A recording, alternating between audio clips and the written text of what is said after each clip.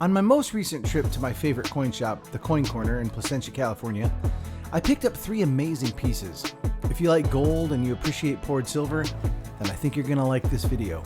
Let's get into it.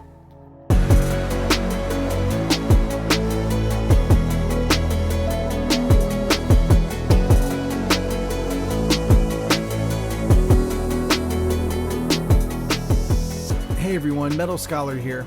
I recently discovered that approximately 85% of my viewers are unsubscribed to my channel. If you enjoy coin shop visits, unboxings, channel mail, and precious metal stacking in general, I'd safely bet you'd enjoy my videos. Smash that subscribe button and hit that notification bell so you can be made aware every time I drop a new video, which on average is about once a week. Thanks so much. So my first pickup is a 2-ounce hand-poured silver skull from Reckless Metals. In the months coming up to today's coin shop visit, I'd seen and heard of Reckless Metals' numerous yet unique pirate-themed pieces, but up to that point I hadn't seen any in person.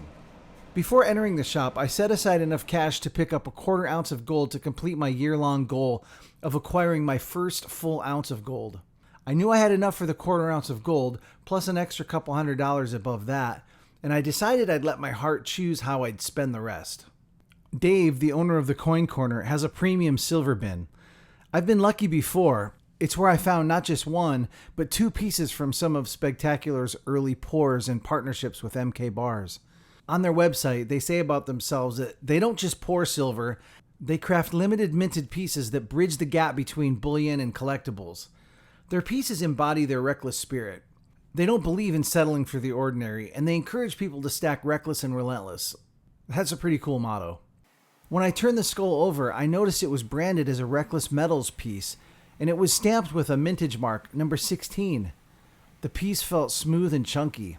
The price was reasonable, so I set it aside and continued browsing. No sooner had I set down my first skull than I picked up a second, heavier skull. I wondered if this was also a Reckless Metals piece. Sure enough, it was. On the reverse was stamped its weight, 100 grams of silver, which is approximately 3.2 troy ounces. This piece was also stamped on the back with a mintage mark, number 20. As with the other skull, the price was reasonable. I knew I had to have both these for my collection. They would look great inside my pirate chest with all my other pieces of poured silver. Later, I would weigh my poured silver stack. Presently, it weighs in at around 23 troy ounces and roughly represents about 10% of my silver stack. This last piece represents a big achievement. By itself, it's just a 1/4 ounce gold eagle. But when combined with my other fractional gold coins that I've picked up over the last year, it brings my gold total to exactly 1 ounce.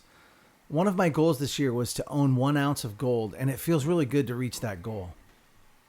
When I first started stacking silver about 3 years ago, gold really wasn't on my radar. But after watching dozens of videos and educating myself about gold and silver, what I refer to as real money, I knew it would be prudent to slowly add some fractional gold along the way. I view stacking gold and silver not as a get-rich-quick scheme, but as a simple store of wealth. You see, I'm not the most disciplined person when it comes to saving money. In the past, I'd sock a few $100s away, but ultimately it was all too convenient to dip into that savings account and simply spend it on something else, often on something I didn't even really need. Jerry Seinfeld summed it up in a comedy bit once like this. He says, "This is the problem. There's too many things. You have things, I have things. Holiday time, there's going to be a lot more things. All things on earth only exist in different stages of becoming garbage. Your home is a garbage processing center." I felt this way about many things I've collected over the years, from comic books to trading cards. So much of it loses its value over time. But I can't say the same about gold and silver. For me, stacking precious metals is saving. It satisfies the wise adult in me, as well as the kid in me who loves to collect cool stuff, which is why I find something alluring about poured silver. But I digress. Back to the gold.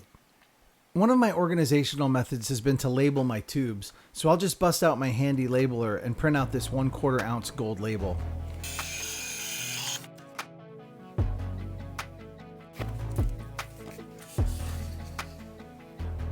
Introducing my 1 ounce of gold. A 10th ounce Britannia, another 10th ounce Britannia, a 10th ounce Canadian Polar Bear, a 10th ounce Canadian Maple Leaf, a 10th ounce Krugerrand, a 1/4 ounce Gold Eagle, and my second quarter-ounce gold eagle.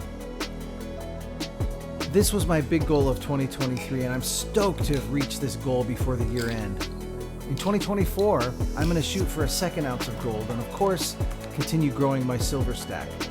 I'm shooting for a ratio of 100 ounces of silver for every 1 ounce of gold. I'm still heavy on the silver, so I have a ways to go, but hey, that's why golds are so powerful. Hey, if you made it to the end of the video, thanks so much for that. If you liked the video, be sure to leave a thumbs up so YouTube's algorithms get activated and helps other people find it. And drop a comment. I'd love to know what stacking goal you're working on. What goal have you recently reached? Let's celebrate together in the comments. Thank you all for your kind support, and until next time, I'm Metal Scholar reminding you to dream big, dream often, and then go do it. Metal Scholar over and out.